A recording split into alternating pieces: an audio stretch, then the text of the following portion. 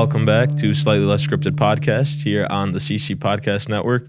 We are here with Athletic Director Aaron Babicz, 93. Aaron, we got to clear some air here because it's been a few episodes and we didn't get you on. But we saved you for the right time. I think now is the right time to get you on the podcast. Steven, I've been studying the let them theory from Mel Robbins, who's one of my favorite people right now. And so I just decided, after you didn't invite me on for the first 25 episodes of yours and you were number 2 on the House of Hammers, I just said to myself simply, you know what? Let them. At some point, Steven will come back around and come back crawling. He'll remember who helped him start esports and the madness that he now has. And I'm happy to see that you're showing up for work at 7:30. I love it. Not a lot of esports coaches do that. Yeah, it's definitely tough out here when you get in here at 7:30 and then you stay till at least 5-6 o'clock. Allegedly. Shout out to Mr. Okoye. It's like we say on House of Hammers, right, Aaron? You sometimes just have to audit your circle. Yeah, absolutely. Temporarily, yeah. I'm fired up though. I love what you're doing.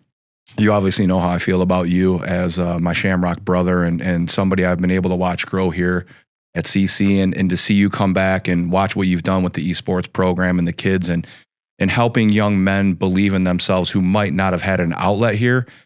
It's the greatest thing for me ever. And to watch you grow as a person has been one of the most rewarding experiences here at Catholic Central. And I'm not BSing when I say that. It comes from the heart. So yeah, and I'm excited. I'll throw it right back at you because I don't think there'd be a lot of athletic directors in the country that would take into something like esports the way you did, which a lot of people don't know, but you were actually, I would say the main reason that we added it under athletics is because you wanted to champion it. And I know a lot of people come to me from the esports realm and they're actually really they're just surprised by that. They're like, well, we can't even get a meeting. Like we can't even get $10 from our athletic director for it. So it blows my mind. Like, why wouldn't you want to do something that inspires kids? Why wouldn't you want to do something that makes a kid feel like it's competition's competition? Same thing with our academic team here or DECA, whatever it is. Like, that's the difference at Catholic Central. We want you to compete at a high level in whatever your avenue is. I think that leads into my first question for you, which was when people hear athletic director, they probably think, all right, it's someone who deals with budgets, with rosters, with schedules, with kind of the monotony of running a 18 program, athletic program.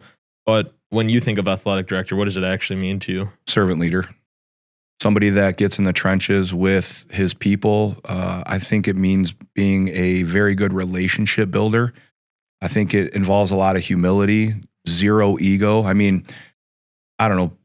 There's probably people that think I'm pretty egotistical when I walk around this place, but that's why, just because of the success of our student athletes, it's not me. I just add little things to the culture and love our people up. But for me, being an athletic director, I'm not a swivel chair leader. I don't want to sit at my desk.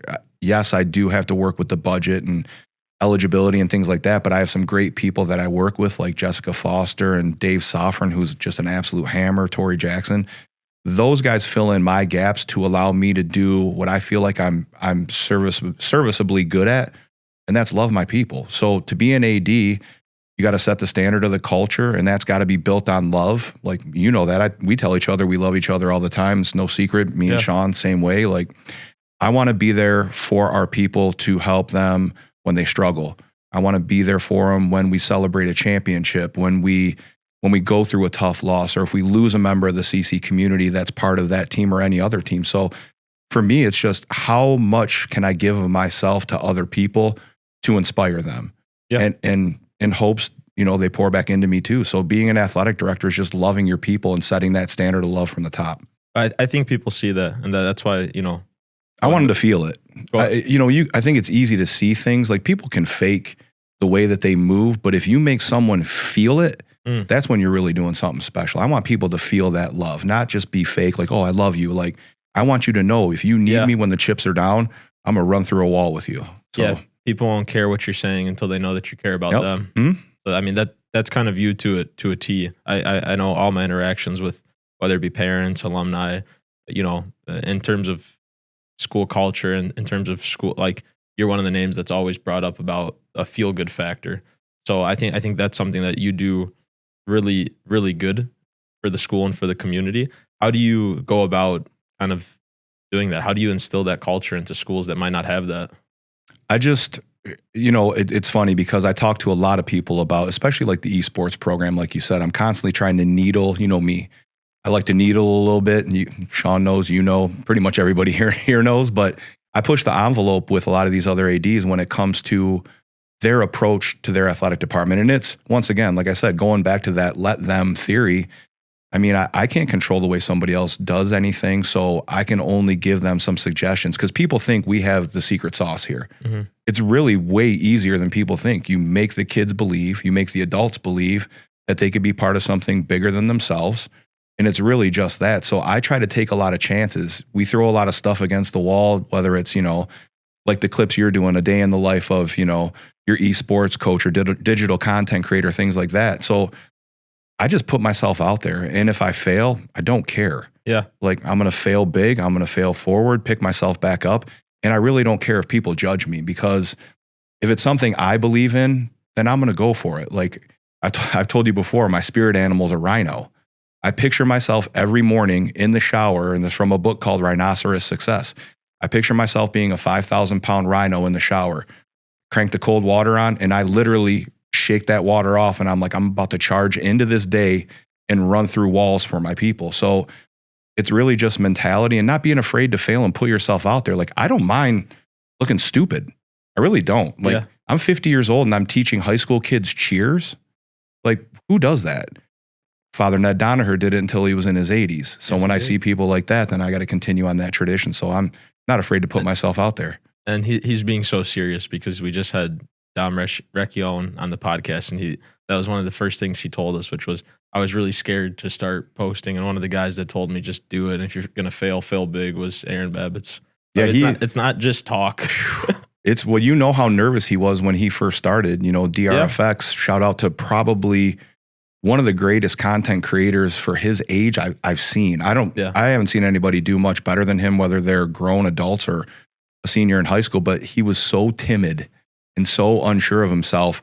And I look at him now, and he's not the same kid. He's not the same young man. So it's awesome to see that growth. Yeah, I think it's super cool to be in a place where the athletic department goes vastly beyond athletics. I would say that it permeates the whole entire school, whether it is content creation or it's the academic team or it's robotics or something like that. I feel like you still do a really good job of giving people their flowers and allowing them to, I mean, you actually had a great story, which was just about, someone giving you probably some stick for esports, and you're like, well, why not? Like, let them eat too. Yeah. Which I thought was like let them eat too. Everybody does. Yeah. But it doesn't matter what kind of setting you're in. If you're part of an organization, it just so happens this place feels like a family to us because it is.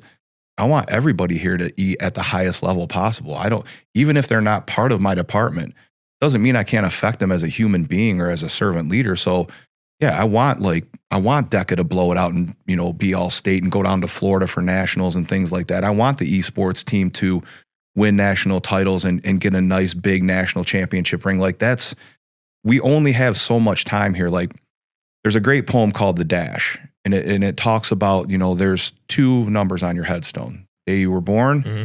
and the day that you pass away, and hopefully, you see the Lord again up in heaven.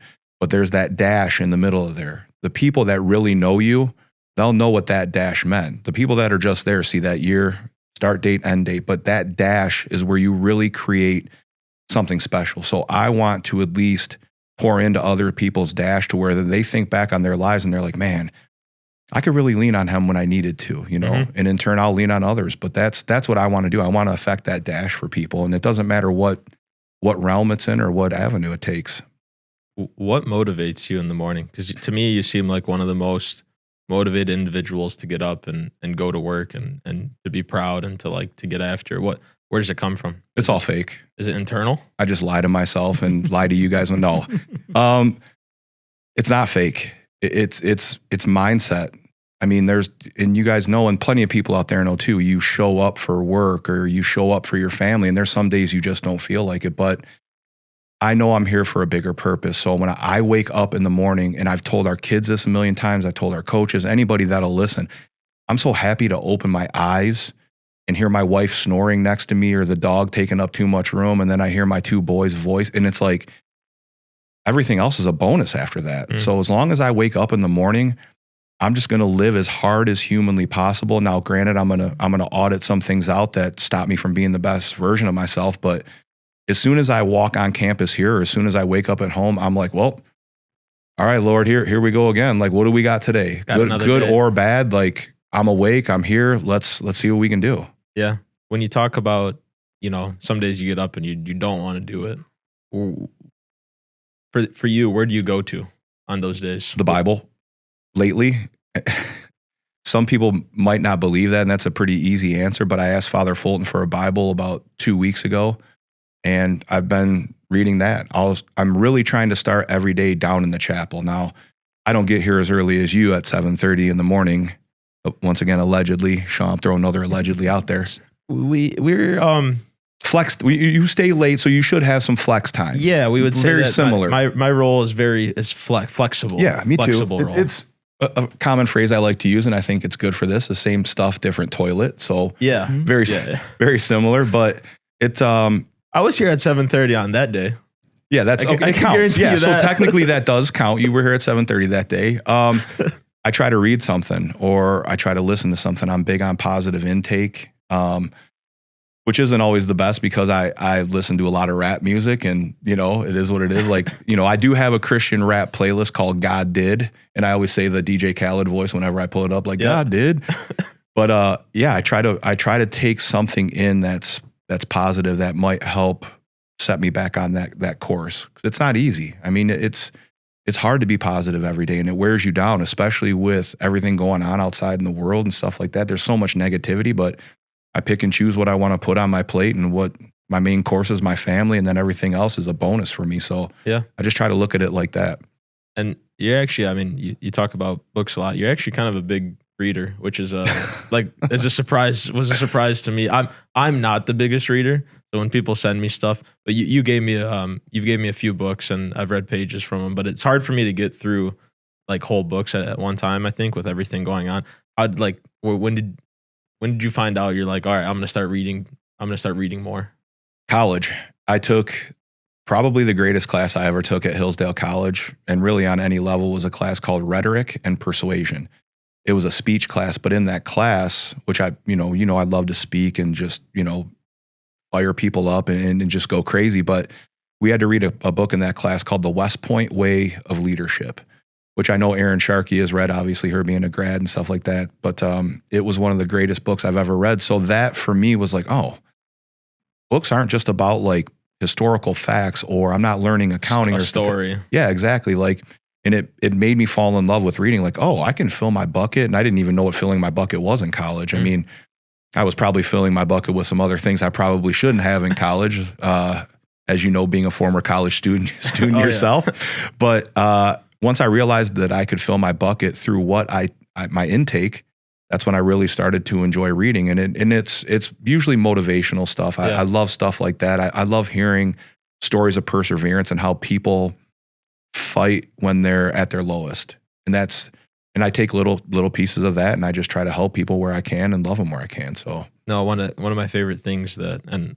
I don't go to them anymore, but the athletic meetings, I loved when you would copy out just a one pager from a book, a little poem for the day, a little something to hand it out to start the week off with. Did I pick on you too much in there? Is that why you stopped coming, or you just got Heather? No, we switched. You're just too busy for us. We switched some roles in our office, and then that dropped. Oh, what a great answer. That's a good answer. We switched some roles in our office. All right.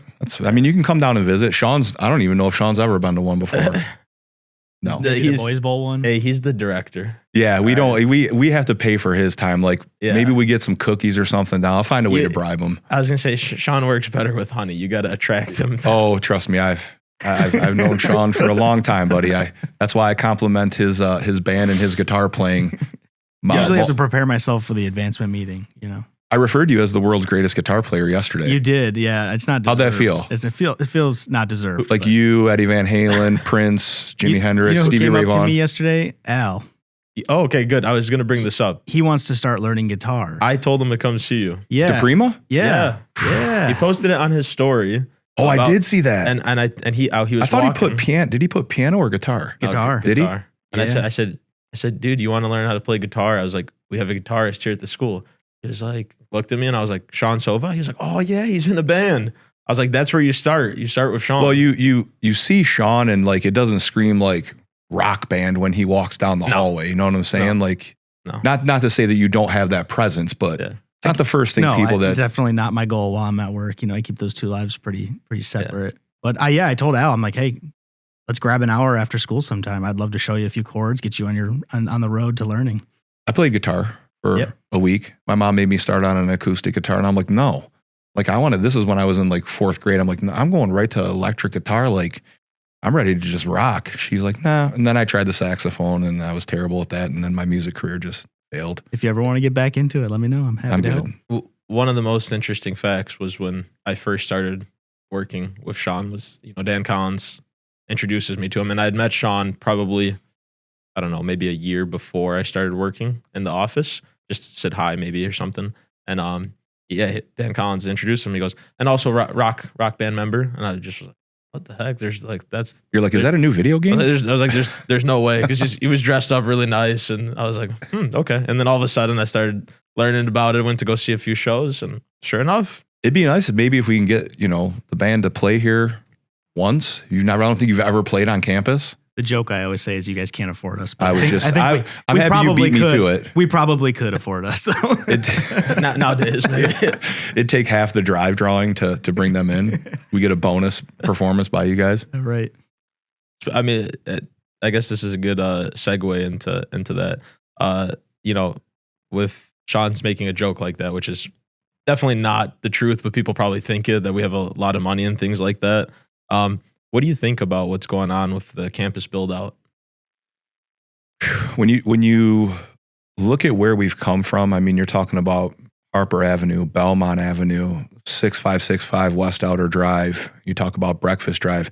That's 4 campuses where we moved into existing buildings. We never had a building built for Catholic Central. When we were in Redford, we didn't have our own home football field. We didn't have our own home baseball field until later on in our journey on that campus. And then you come out here and it's like, this feels like a different place. Aesthetically, when you look at it, it does. Yeah. Which is fine. You have to grow. And I love what we've done with the Hall of Science. I love that you guys got a beautiful room and a nice build out for esports. Definitely not our end goal, because we want something bigger and better for the boys in esports and in other areas. But to see where we were and to where we are now, there's no other way to refer to it other than divine intervention. For some reason, the more that we hire good people within the mission of Catholic Central, the more good karma consistently comes our way. We're not taking shortcuts spiritually. We can't. That's not who we are. Jesus Christ is the reason for Catholic Central. That's as soon as you walk in the door, that hits you right in the face. Yeah. And then you got the crest. And then you've got the chapel. Like, there's no other school that sets you up for success like that. Like, Jesus Christ is here for you. There's the tradition of the crest, teach me goodness, discipline, and knowledge, which obviously is out of the Bible as well. And then you've got the chapel there. Whether you're Catholic or not, I see plenty of kids go in there just to have some quiet time. It's the heart of the school. That's it. And if you look at the top of the school, the way that it's built, it sits right in the center of the building. So to see what we've built for these kids and the opportunities, it just shows you that we're focused on the right things. All the wins are great. And yeah, I love to win athletic championships, but that's not our goal. Our goal is to love the kids, motivate them, and make them believe. And usually when we do that, it translates into success. How do you balance that when you're a leader, when you're an AD? How do you balance? Because the kids here always talk about championships. They want to win championships, which I think is good to strive for, and is obviously it's the goal of most teams throughout the season. But how do you balance that goal with it actually not really being the ultimate goal? When you're part of a team, it's not really truly the purpose of why you're there. How do you balance that? I think you talk about the journey more than anything with your coaches and the kids. I mean, football last year lost a heartbreaker in the semifinal. Traditionally, when I was a little bit younger, like, I would shed some tears because it guts you. You learn to love the kids so much and appreciate the sacrifices of the coaches. But I remember last year, I don't know when it happened, but I just started thinking about, man, what a great journey we just went on. Like, sometimes the journey is the best part. It doesn't have to end with a state championship or, let's say a kid graduates from here and he only had a 3.0. I bet you that kid had one hell of a journey. So I'm really focused on what it takes to get to that point. And I've told you that before. I remember the national championship. I said, Steve, take a step back and breathe it in. Like, look at what you've built and appreciate it. Like, be your own biggest fan. You know, I kiss my own picture in the hallway every day and the kids laugh about it, but I'm like, you have to be your own biggest fan. And I say it all the time. You can't love other people until you love yourself. So it's me making sure the coaches understand. I see what you do. I see you. I see the hard work you put in. I see the sacrifice. I do the same thing with the kids. So we don't talk about championships. We talk about the journey. Pull closer together. Make sure you're unified. Make sure you're a family before you become a team. I know if we hit those tick marks, like I said, but you are in a place of high level expectations. Yeah. You're in a place where we don't hang district championship banners, and it's not to sound cocky. Like, our expectation here, we want every kid to have the highest grade point possible, the best experience. We want you to win championships, but along with that comes a lot of struggle, and that's what you focus on. It's the journey that is going to make it even more special when you win, and it's going to help you heal when you lose. Yeah, for sure. I mean, I think I always tell people I was blessed to come in at the time that I came in because we have such a storied history with athletics, and then being part of that program with esports, the kids, I mean, and you had made a point of this before we started, which was, Steven, if we're going to do this, let's do it correctly and let's buy in so that way the kids could see it. But as soon as we were bought in and aligned, the kids were bought in and aligned completely. It didn't take long. No, not long at all. Well, my question for you would be, I mean, we started esports right before COVID. Day of COVID. Right. I mean, right when we shut down, I was getting my hip replaced. You were starting esports, and all of a sudden, esports was carrying the flag for the full athletic program during that time. The only team that could compete. Yeah. You being not necessarily a rookie esports coach, but how did you feel during that time, knowing like, all right, I'm one of the guys? That was COVID was just an interesting time because we had got all the, thanks to you, we had got all the equipment. The room was legitimately ready. I remember it was actually the first tryout was scheduled for Monday. I don't know if you guys remember the day of the shutdown, March 13th, Friday the 13th, 2020.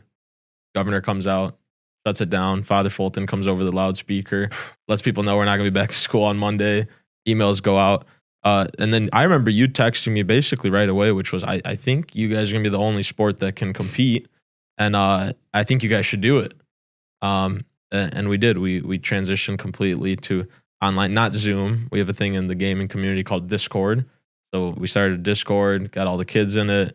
And that was a very interesting time. I think kids were still like, kids bought in right away, but also it was so like that was their first time meeting me. It was just my voice. So that was interesting. And obviously it wasn't really a thing. I think at the time there's like 12 schools doing this.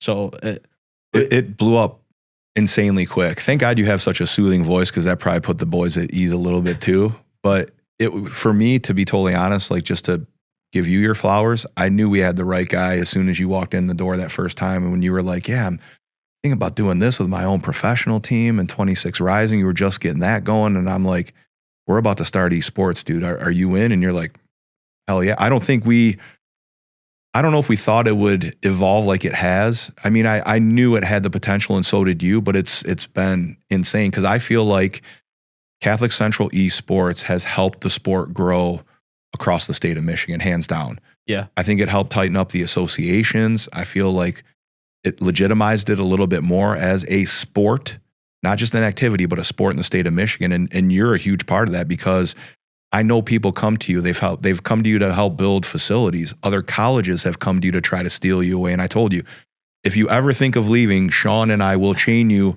to some portion of the school to where you can't go. But that's a huge part of the growth of esports in Michigan. And you've spearheaded a lot of that, and you and a couple other people. So I appreciate that. I think it's just been cool. I mean, we thought that the kids would buy in, and it's something that I think, a lot of kids probably do is play video games, but us taking it into a thing where we made it competitive, that was the jump where kids wanted to buy in. And I mean, obviously I would say the assembly match is something that's really big, and thanks to the school, I mean, everyone for just buying into that, because that's something that was obviously a very terrifying moment for me to experience, because, you have to follow up the great Mike Rodriguez wrestling match. Like that's the intensity that everyone feels.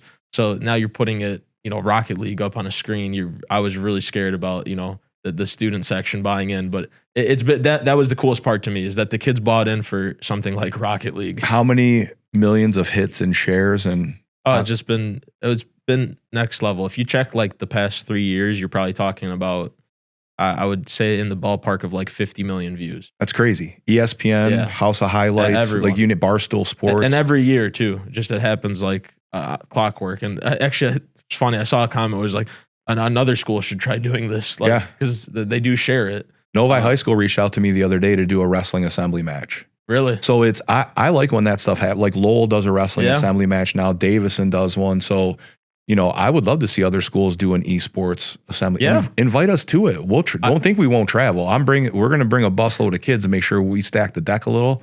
I mentioned that. I told a few schools that reached out and said, if we could get it approved, would you guys come? I said, we'll be there right away. I think, in a school it would be great for, because I had a really good conversation with their coaches after, was Byron Center, who we played. Yeah. They were having a hard time kind of getting people to see the vision of it. And I was like, guys, I'll help you in any way possible. But if they could do an assembly match and their administrators could see how much the kids feel it'd help them immensely. Yeah. It's even though I call them Brighton. The Brighton Bulldogs. When I get, come on. They're orange. They're orange, they're black, and it's a Bulldog around here. To me, that's Brighton. Like, sorry. Like, the only other team that would know Byron Center would be hockey. Yeah. So, which we tied them in hockey this year. Their goalie had like 62 saves. That's insane. So that's unbelievable. But yeah, Byron Center's doing great things. Shout out to the other Bulldogs on that side. Yeah, that's been a cool thing about esports, is playing teams from all over the state. I have a lot of random knowledge about logos of high schools. Oakleaf walking behind us, probably making fun of us as he walks. We'll give him a little shout out. He's been great for the school. He's awesome. He's awesome. Yeah, I like your nickname for him. I don't know if we'll share it. But. A little cowboy. Every time he walks by, I do the, and he just. Yeah, I mean that he gets things done completely. It's a great birthday gift for him would be some Spurs. Oh, when's his birthday? I don't know. We got to find out. Guys, I like when Sean whispers. You see that? When Sean whispers and he's like, a great birthday gift for him. A custom CC cowboy hat. For Oak, that would be, goes down to Houston a lot. I mean, it would be incredible. Okay. All right. We'll talk about this off. After. Yeah. 100%. That'll be slightly more scripted. Get it? See what I did there? No? All right. Sorry. Back to the. We'll get back to the podcast. So one thing I wanted to bring up, and it's not the focus of the podcast at all, but I think we'd be remiss to not bring it up. Bringing home D1 state championship football back to CC. You as a player coming back as AD, it's been 2009, last one. Yep. What was that? What is that feeling like? Because from the outside, to me, and I'm sure other people feel and see it too, but I feel like when football's doing well, the school is doing well. I see it permeate into other facets where the culture and the energy that it brings. I think that game day environment, that it's something that's a little bit, it's different than other sports. It's exhausting, to be totally honest. Like I'm an open book. It's been hard. I mean, not a lot of schools in terms of football, really in any sport, experience the success that we have. I was really lucky to take over when Coach Mack was still our head football coach. I worked with him when I was the admissions director, obviously played for him here and won a state title with Coach Mack my senior year. So it's been a journey, to be totally honest. When he retired, it gutted me, because that's a mentor of mine, a hero of mine. And he did a great job of not coming around and kind of hovering over Dan Anderson, who took over for him. Kind of let Dan build it on his own. Dan took us another step forward. And then when Justin came in, very close with Dan. Dan's one of my best friends, and he's been a great mentor to me. So when Justin came in, I'll tell you when it was, and I have no problem admitting this, and if Coach Anderson was here, he'd tell you, in the middle of the banquet, after I spoke, now this is after one of our grandparents had a heart attack at the football banquet. Two of our current parents saved this man's life. Shout out to I think it was Mr. Kibbe and Mr. Holzen, but they saved his life. I mean, immediate CPR. I mean, AED. It was unbelievable. One's a nurse practitioner, one's a Detroit fireman. So shout out to those guys. But I had to speak right after that, and I told everyone. Wow. And one of my favorites, God doesn't call the equipped, He equips the called. I said, this is further proof that we are all called to be here right now. everybody at this point in our lives. And I gave another speech about, how much I appreciated everybody, loved everybody, the boys, blah, blah, blah. And I sat down and I was sitting right behind Dan Anderson, or in front of him, at the head table. And I just put my hand on his leg and started crying in the middle of the banquet.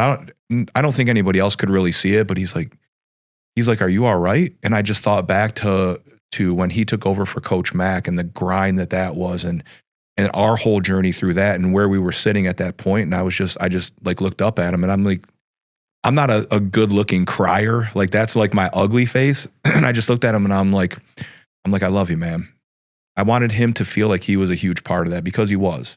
Now, Justin was the head coach that got us there, but Dan was a huge part of that as well. And I wanted him to know that, and I wanted him to know I love him. And he's like, I love you. I always have.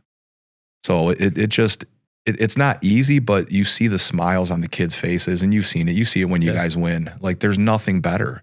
I mean, you want, as a coach, as a leader, as just a human being, you want to see other people happy. Yeah. Like, I love seeing our people smile.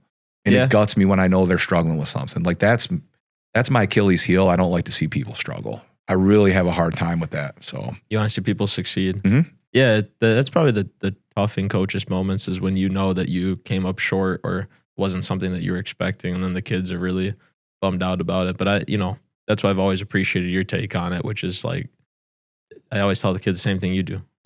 Guys, it wasn't even about that. Yeah. It's about the journey. Like, look back at the past, look back at the past year, or if they're seniors, look back at the past 4 years. Yep. Think about how much you grew. Think about how much we grew. Like, I'm happy. I'm content. I don't, okay. Another championship. Think of Coach Mack, though. Coach Mack won his first state championship here in 1979. Yeah. He didn't win another one until 1990. Yeah. So you think of that time in between. How crazy do you think that drove him to figure out, how do I get back? I did this in my third year, I think it was, maybe, for him. Yeah. And didn't get back there till 90. And that was my sophomore year when he won that. And my junior year, we lose by 1 point in the finals.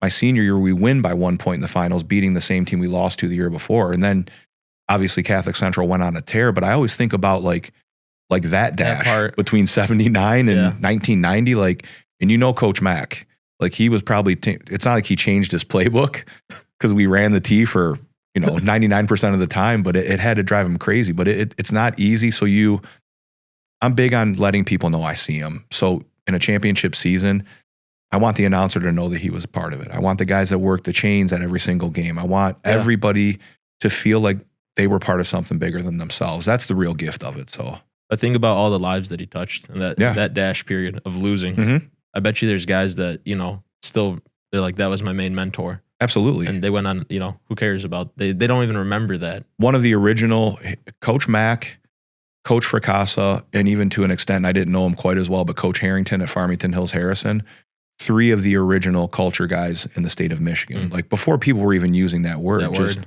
making people believe in themselves and just be the best versions of themselves for the team and the school. Yeah. So, what does legacy mean to you? It's a big one. Nothing. Means zero. My legacy isn't what I leave here at Catholic Central. It's not. Like, nobody, first of all, I don't think anybody really realizes what I do. Mm-hmm. Like, even some of our own people probably think I just design uniforms and give speeches, which I love. I'm not going to lie. If I could just do that, like, that would be great. But my legacy to me is how good of young men Brooks and Bo end up being.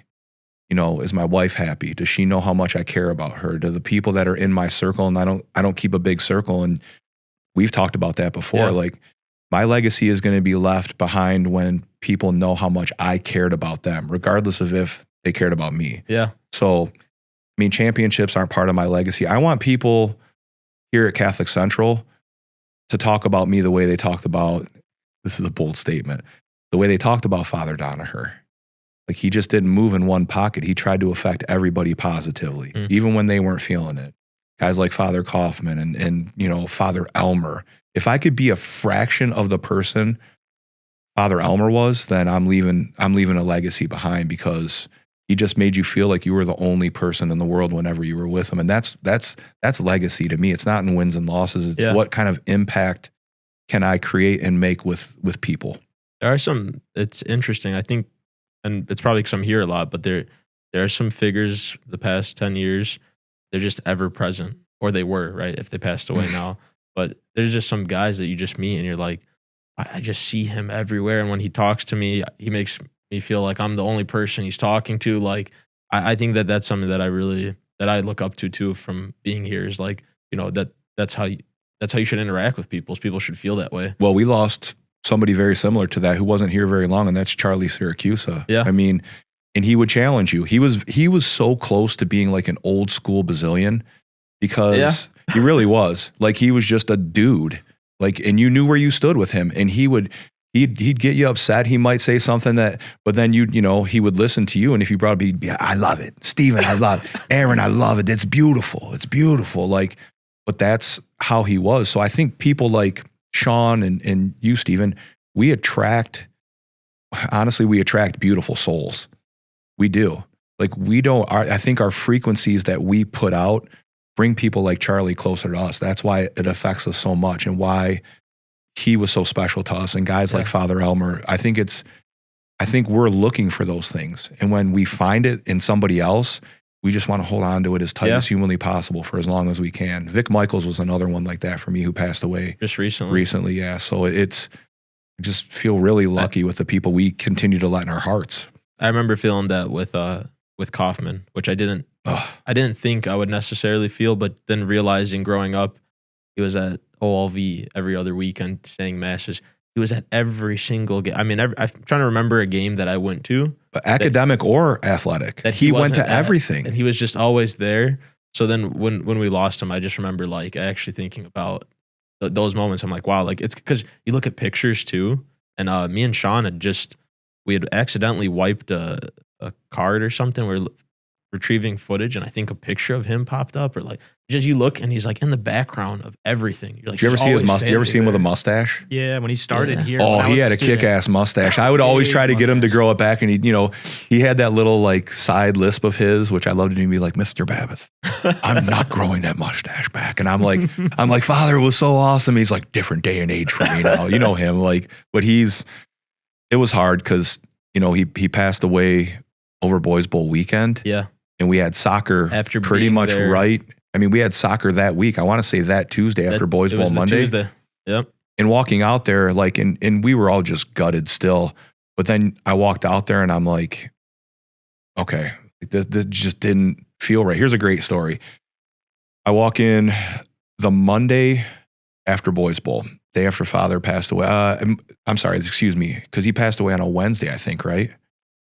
Right around there, something like that. But it was the day after Father passed. It was either Tuesday or Wednesday of that week. So let's call it like Wednesday. So I walk in Wednesday morning, and there's Frank right by the back door of the school, and there's no Father to let him out. And Frank the dog was Father's, like, that was his dude, like sidekick. Yes. So, and Frank and me for some reason just didn't vibe. Like, we just don't, because I don't give him food. Like, I'm not my dog at home, yeah. But Frank, I just never bribed him with snacks. So he'll look at me like, whoever you are, like, walk away. Walk away. I'm like, all right, this is it. Like, this is it. Like, Frank, now's our time. Like, I'm here. I'm here for you. I'm thinking about this about a dog. And I'm like, all right, Frank, like, Father, this is You're our chance. You're probably hurting. Yeah. I'm like, all right, this is our time to pull together, Frank. Our relationship begins now. And he looked at me, and I went to put my hand out to like pet him. And I'm like, here you go, buddy. I'm here for you. He literally looked up at me, smelled my hand, saw no snacks, sprinted. Booked it the other way. Just right down. And I'm like, that's the most, like, Father Kaufman probably told him, like, don't trust him. He's not going to give you any more food. Don't associate with that guy. But, it was really cool to see, the soccer team put a picture of him out on the chair where he's supposed to, and the basketball team, and everybody just, that's why I think when we lose people here at Catholic Central, it's magnified so much because it is a family. It's like losing a family member. I mean, and we've all gone through it. So that's why I feel very blessed to be around you guys, because I know when I'm down, and you guys, I'm pretty good at hiding it. Like, you'll hear me get frustrated once in a while, but I try to really not be like that. But you guys have helped me so much when I've been down that you didn't even know it. Like, but that's why I love being here, and why I really don't have any balance in my own life. So yeah, no, I think I completely agree. When you work here, you can almost blend the two. I'm really just trying to see if I can make you cry on this podcast right now, but just by loving you up so much. No shot. There's a good I'll come over there and kidney punch you. That might be the way to do it. And in a Christian-like manner. In a Christian-like manner. I'll get close, but no, it'd be tough. All right. It'd be tough to get. Is that a challenge? You could try. All right. Okay. That'd be. How much time we have left, Sean? That'd be pretty. As much as it takes. That'd be pretty embarrassing for the rest of the day. I'd have to try to rebound from that one. It's like I said, I'm an ugly crier, but I've done it here repeatedly. And then, well, when you care about a place so much, I mean, I think it's only natural. Is it the place though, or is it the people? Think about that. The place provides the place the is framework. The yeah, true, exactly. It's a living, breathing institution / family. How important is it that when you talk about people, how important is it that we have like so many grads that we do that come back and want to work here, that want to coach, and like with the bazillions kind of slowly they're being less and less around. Like how important is it that a lot of us have come back and just been here for that? I think it means everything to this place. Like you said, with the bazillions, they're I hate to say it, they're not getting any younger. And Father Fulton will talk about it. And we still have a fantastic network of bazillions, whether they're in Houston, whether they're in Toronto. We've got guys in Rochester still, down in Mexico, things like that. But there aren't a ton of them. So if we're going to carry on the tradition of the bazillions, like Father Ned taught cheers. He was a huge proponent of the drive. Mike Carrier, now the new Father Ned when it comes to drive, teaching cheers, it's guys like me. So we were trained by some of the greatest men who also happen to wear collars. Mm-hmm. So now it's our job. It's been entrusted to us to do the same. So it's a lot easier to bring a CC grad in because you don't have to onboard them about the brotherhood, about the faith, about the tradition, about not wearing a stitch of the color orange in any aspect of Catholic Central life. And that's not a disrespect or any sign of disrespect to Brother Rice, but it's a respect for the tradition. For the guys that came before. Exactly. That's how serious, that's how much respect we have. And hopefully it's the same on the other side. But for us, it's out of respect. Like I'm not putting a warrior head in our weight room saying like beat Brother Rice, because that's not the whole goal. Our goal is to make sure we're the best versions of us. And more times than not, we come out victorious, but I think you have to have people come back. It's hiring within the mission. Yeah. And they just love it a little bit more. So, and they traditionally get involved at a lot of different levels. So it's crucial. Yeah. No, it's been the growth from this place since I came here at 14 years old. I went to Novi before. It's legitimately like mind blowing to see. I like when you say like when I was 14 years old, like it was that long ago. How 12 years ago. Oh my God. 12. Just think about that. I've been on campus for 12 years. I was kidding about like maybe kidney punching you, but after you said, 12 years ago when I was 14, do you feel like you're getting older now? Like you're a vet? What? Come on. You got not a single gray hair in your hair or your beard. You're not balding. Now, granted, yes, you can't grow a full it's a little patchy still. I'm gonna knock on wood because I don't have any gray hair yet. My nephew Dylan right there. Hope I don't have any gray hair for a while. Well, it's gonna happen. Yeah, I hope you go bald. I don't know how you'd look bald, but like I'm not. Sean's, you're in good shape too. No, Sean looks good. Yeah, Sean looks way younger. Sean, you're what, 49? Roughly. Give or take. Allegedly. Give or take. He is older than I always think. I would go like 29. Well, I have a question for you. Yes. You do a lot of different things. Like you're technically single, yes? Yes. So you've got your social life, you've got your CC life, you're building esports, you're helping build the brand here at Catholic Central, which I think never stops. I don't think we'll ever get complacent with building the brand. Yeah. And you and Sean have been great with that. And obviously Heather's been phenomenal. So where do you find your balance? Like, what do you find your balance? And I know you playing pickup soccer and things like that, but where do you find your balance with all this stuff? Granted, being at the tender age of 26, you got a lot of energy. Yeah, I would hope so. But I know it's tough to balance everything that you want to do. How do you find that? And how do you prioritize what you want to pour into before anything else? Zero balance. Yep. It's about constantly just doing things. I mean, I would say I'm always moving, that there's always something to do. And if not, I find something to do because I get restless quickly. Yeah. So like when I am sitting at home and I have that, like I find myself scrolling or something, or I'm like, why am I doing this right now? I get on the treadmill or something. Like I'm constantly moving, constantly thinking of ideas. I would say like me and you bring up Mike. Me and Mike probably text about Catholic Central. I would say from morning till night. Like I'll get the 10 o'clock, the 11 o'clock right before bed. Like here's an idea that we could do for the school. But for me, I would have it no other way. Because growing up, I wanted to be like an entrepreneur. I wanted to start a business. And then I think I've realized it here. You don't necessarily need to start a business to be an entrepreneur. Mm-hmm. You can come into an organization and affect change and do things. So that's basically where it comes from, is like just staying busy is something I've found, almost joy in. Like you said, when I go to sleep, I almost get excited to like wake up, do the next day and see what we can do. And it definitely helps having, I would say, the kids around, right? Being a coach. If I wasn't a coach, I don't think maybe I could find, kind of joy in just the brand building and digital strategy of it all. But I think having the kids around and like seeing them grow and then being able to mentor them, or really them mentor you in many cases too. Because I've learned a lot from the kids the past 6 years. Like they're just amazing to be around. And I think that they enjoy having like your company as well too. So that's where all the energy comes from, is from other people. And kind of like you said too, just like, okay, how can I help? I love your thing, no complaints, only solutions. That's kind of how I roll around here, is just, how can we fix it? It solves a lot. I love when people come to like us and complain, and then you just hit them with so what's the solution? Yeah. I'll let you talk. You can talk for 20 minutes and complain to me. But the first thing I'm going to say to you is, okay, so what's our solution? Yeah. And if you don't have one, I'll be like, you just wasted 20 minutes of my time and you don't have a single solution to think of. Like, so that's what, and Sean can attest to this too. Once you get married and once you have a family, and everybody would constantly say that to me, like, oh, just wait. It changes. And I'm like, okay.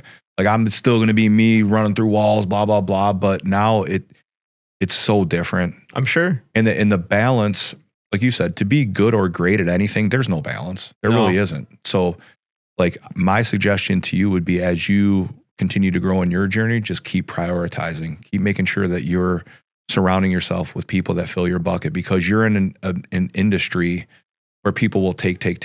Sure.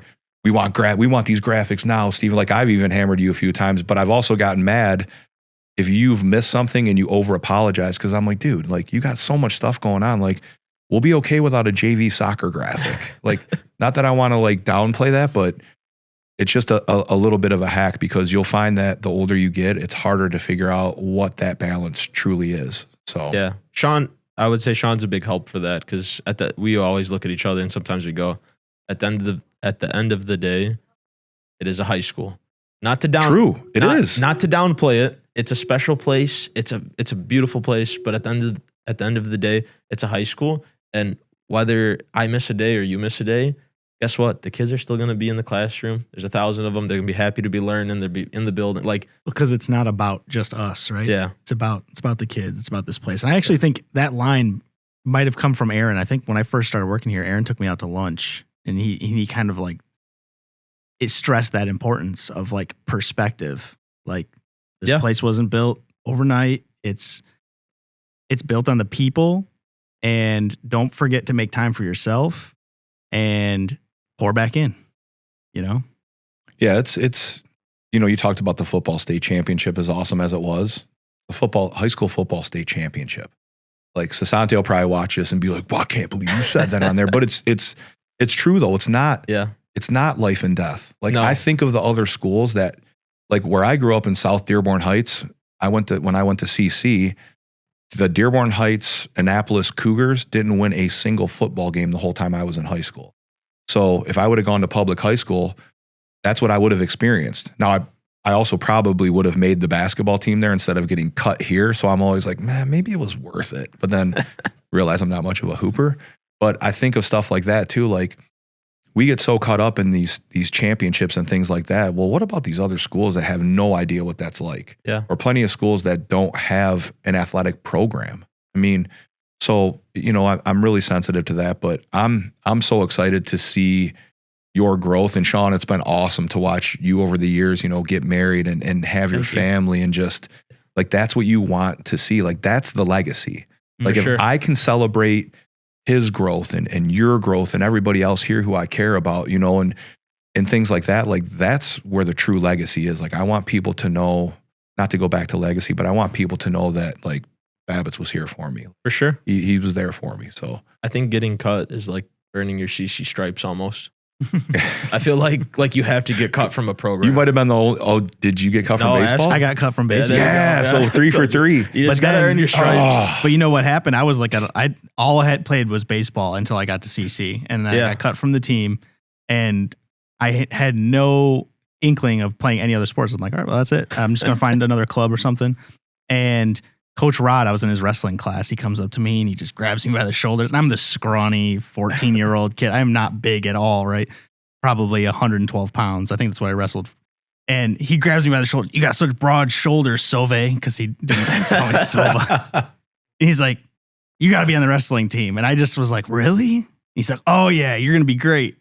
He was still pretty healthy then too, and still wrestling with like our kids. Oh yeah, he'd get on the mat. Man, I got cut from freshman basketball. I'm telling you. My dad made me wrestle. He's like, you're going to wrestling with Coach Rod. But it was that vote of confidence, right? Like no one had really done that to me. You want to hear I see something. Great Coach Rod story? Absolutely. I'm pretty sure I can tell it on here.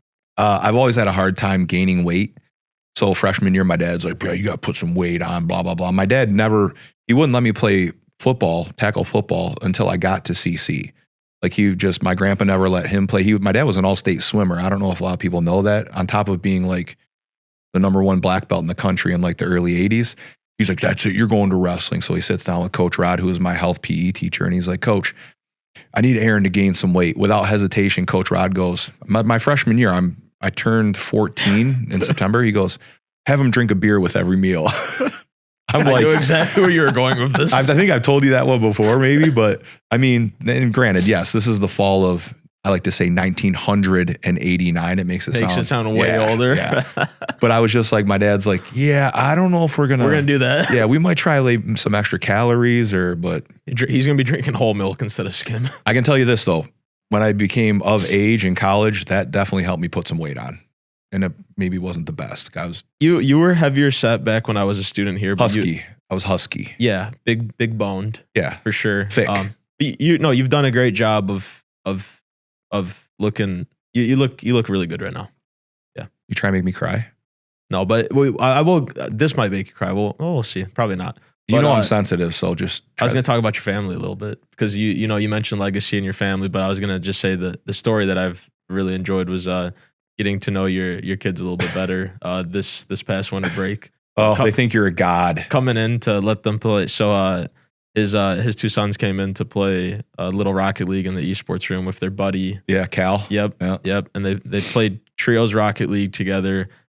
We hopped on. I showed them a few tips and tricks, just real basic stuff like flying and stuff, and they were over the moon. So I sat in there, talk with them a little bit, but they're really nice kids, super respectful, and you're doing a great job with them. Here's the thing though, is I'm not doing it by myself, and you just spending that little bit of time with them.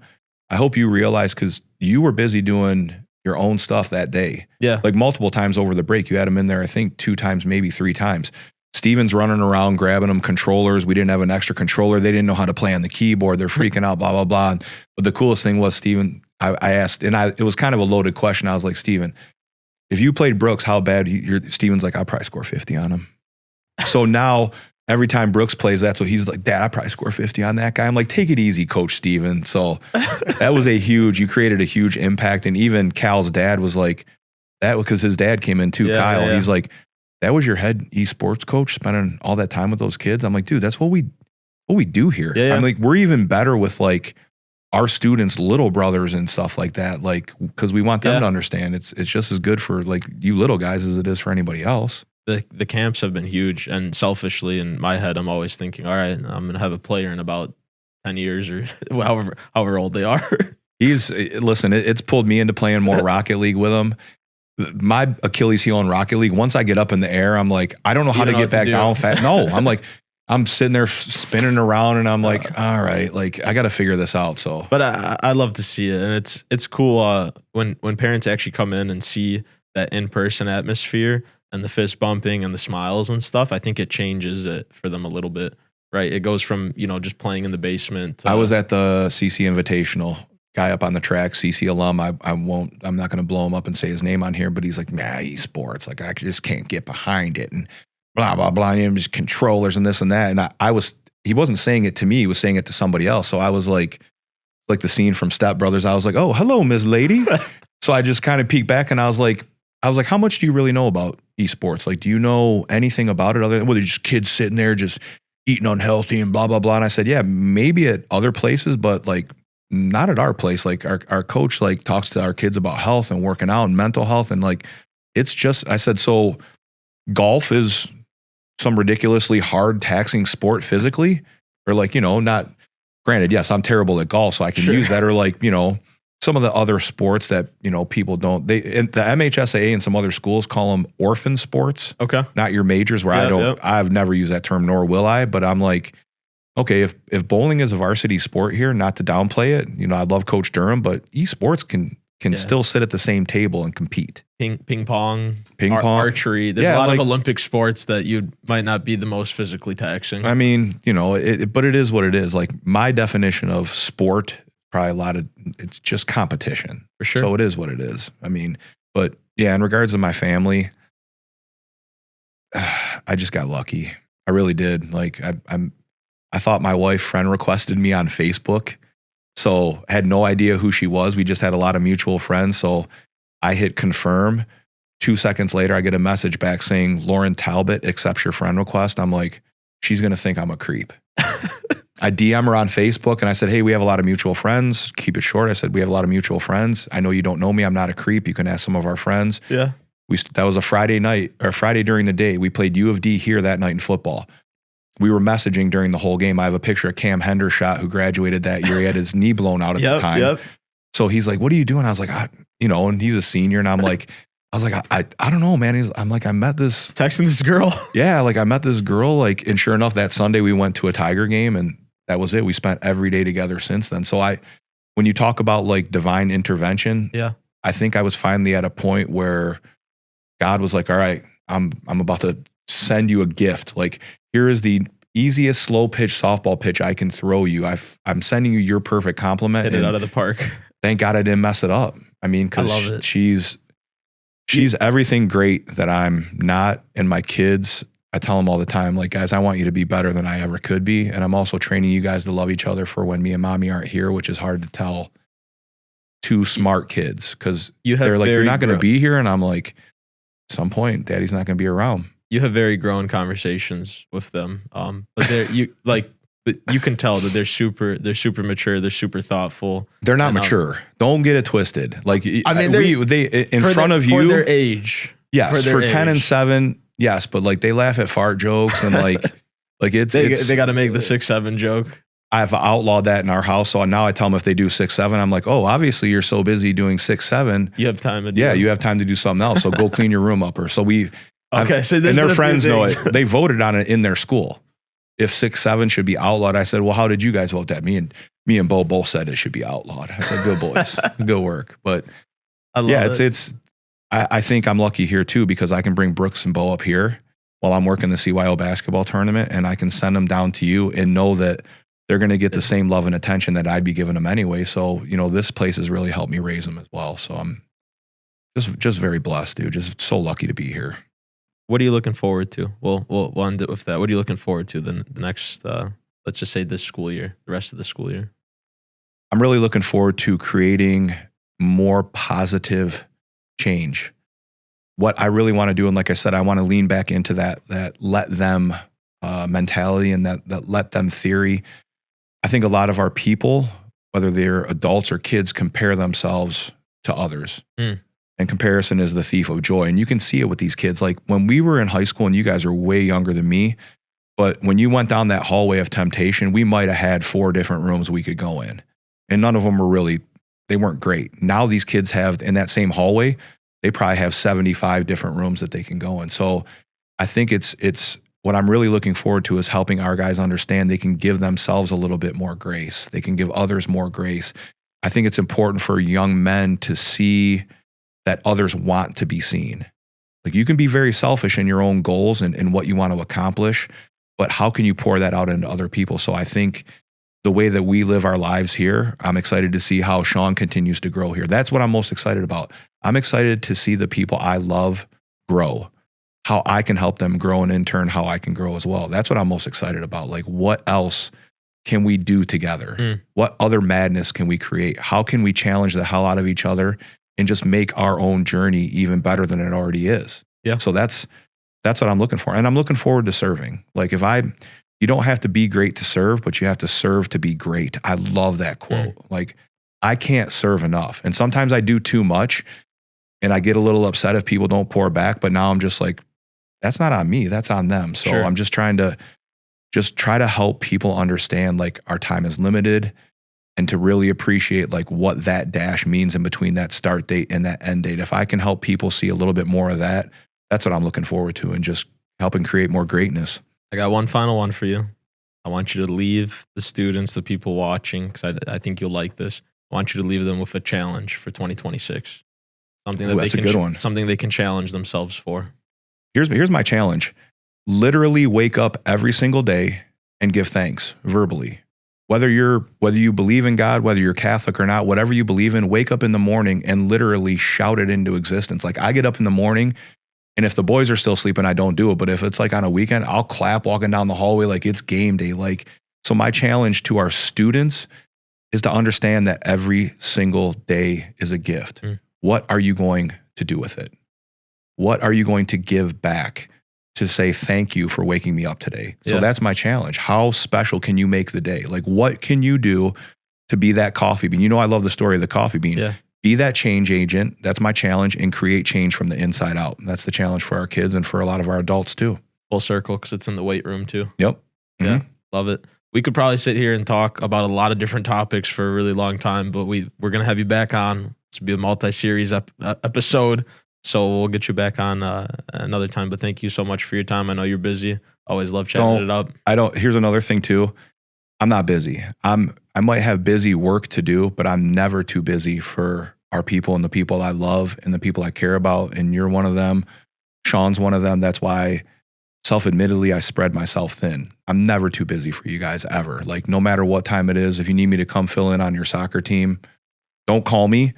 I'll probably be too busy for that, but I love you guys and everything that you guys are doing. You bring so much joy to, selfishly speaking, to me, and watching the two of you grow is just, it's one of the best parts about working in this building. And you know, it's not BS when I say that, because I love you guys and I'm really proud of you. So I really appreciate the opportunity. Yeah. Appreciate you, Aaron. And if you guys want to check out his podcast as well, House of Hammers with Christopher McCoy. Our podcast under the DCC Podcast Network. See what I did there? And you know what?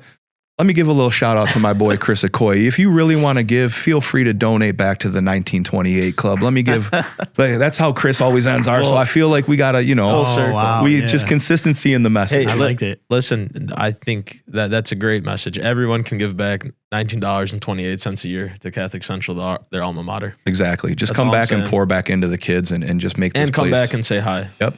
Please. Awesome. Thanks, Aaron. Appreciate you.